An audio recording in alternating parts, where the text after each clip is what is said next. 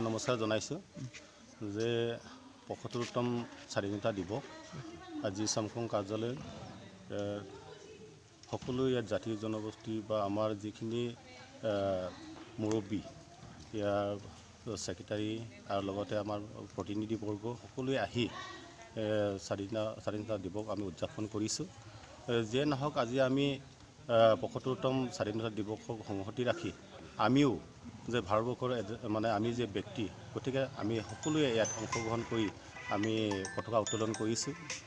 পতাকা উত্তোলন কৰি আমি এটা কাৰ্যসূচী লৈছোঁ আৰু পিছবিলাকে আমাৰ খেলৰো আমাৰ এটা কাৰ্যসূচী লৈছোঁ, ফুটবল মানে প্ৰতিযোগিতা। গতিকে সমকং পঞ্চায়তৰ যিমানখিনি আমাৰ খেলুৱৈসকল আছে তেখেতসকলক মানে আমি আজিৰ পৰা আমি ইয়াত খেলটো আৰম্ভ কৰিব লৈছোঁ। সকলোকে অংশগ্ৰহণ কৰিবৰ কাৰণে মই পঞ্চায়তৰ সভাপতি হিচাপে সকলোকে অনুৰোধ জনাইছোঁ। নমস্কাৰ। আজি যেনক মানে ৭৫তম যিটো স্বাধীনতা দিৱস এই দিৱসৰ লগত সংগতি ৰাখি আমি সমকং অঞ্চলৰ বিভিন্ন দল সংগঠনৰ আৰু মানে প্ৰাক্তন যিসকল আমাৰ প্ৰতিনিধি আছিলে সিহঁতকো লগত লৈ আমি তাৰমানে ৭৫তম মানে স্বাধীনতা দিৱস আমি উদযাপন কৰিলোঁ। এই উদযাপনৰ লগত আমাৰ প্ৰথম যিটো কাৰ্যসূচীতে আছিলে আমাৰ জাতীয় পতাকা যিটো তাৰমানে উন্মোচন, আৰু দ্বিতীয়ত আমি হেৰি কৰিছিলোঁ তাৰ লগতে সংগতি ৰাখি আমাৰ মহামানৱ মহাত্মা গান্ধী জাতিৰ পিতা তেওঁৰ যিটো তাৰমানে প্ৰতিমূৰ্তিত আমি তাৰমানে মাল্য অৰ্পণ কৰিছোঁ। তাৰ লগতে সংগতি ৰাখি আমাৰ কি কয় পঞ্চায়তৰ ভিতৰত মানে বিভিন্ন ধৰণৰ উন্নয়নমূলক কাম কাজক লৈ ৰাইজৰ ওচৰত আমি দৃষ্টিগোচৰ কৰাইছিলোঁ আৰু তেখেতসকলৰ পৰাও তাৰমানে আমাক গঠনমূলক পৰামৰ্শৰ জৰিয়তে পঞ্চায়তটো এটা তাৰমানে এটা গতিশীল ভাল এটা তাৰমানে উন্নয়নমূলক কাম কাজত সঠিকভাৱে ৰূপায়ণ কেনেধৰণে কৰিব পৰা যায় তাৰ ওপৰত বেছ কৰি এটা আলোচনা বা পৰ্যালোচনা আমি ইয়াত কৰা হ'ল।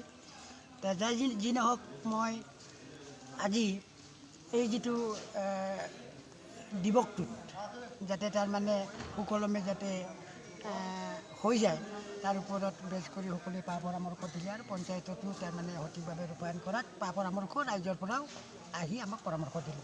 সেইটোৱে হৈছে আজিৰ হেৰিটো। নমস্কাৰ। আজি ৭৫তম স্বাধীনতা দিৱস উদযাপন সমকং গাঁও পঞ্চায়তত উদযাপন কৰা হ'ল।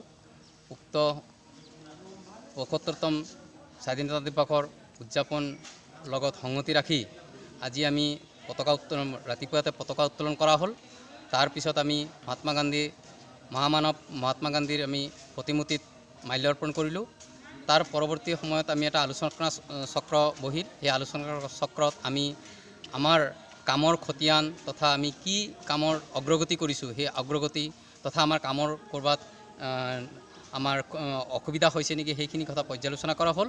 তাৰ পাছত আমি আমাৰ পঞ্চায়তৰ তৰফৰ পৰা আজিৰ দিনটোত আমি এটা প্লেণ্টেশ্যন কিছুমান প্ৰগ্ৰাম লৈছিলোঁ তাতে আমি আমাৰ যিবিলাক নেকি আমাৰ ইয়াত অনুষ্ঠান আছে, অনুষ্ঠান বুলি ক'লে আমি আমাৰ বাথৌ মন্দিৰ, নামঘৰ, হৰি মন্দিৰ, সেই মন্দিৰবিলাকত প্ৰত্যেকটো মন্দিৰত আমি এজোপাকৈ নাৰিকল পুলি ৰোৱাৰ এটা কাৰ্যসূচী লৈছিলোঁ। সেই কাৰ্যসূচীত আমি সকলোকে আমি মানে এটাকৈ নাৰিকল পুলি বিতৰণ কৰি সেই কাৰ্যসূচী সফল ৰূপায়ণ কৰিবলৈ আমাৰ চিন হিচাপে সফল ৰূপায়ণ কৰিবলৈ আজি আমাৰ কাৰ্যসূচী লোৱা হৈছিল। ধন্যবাদ।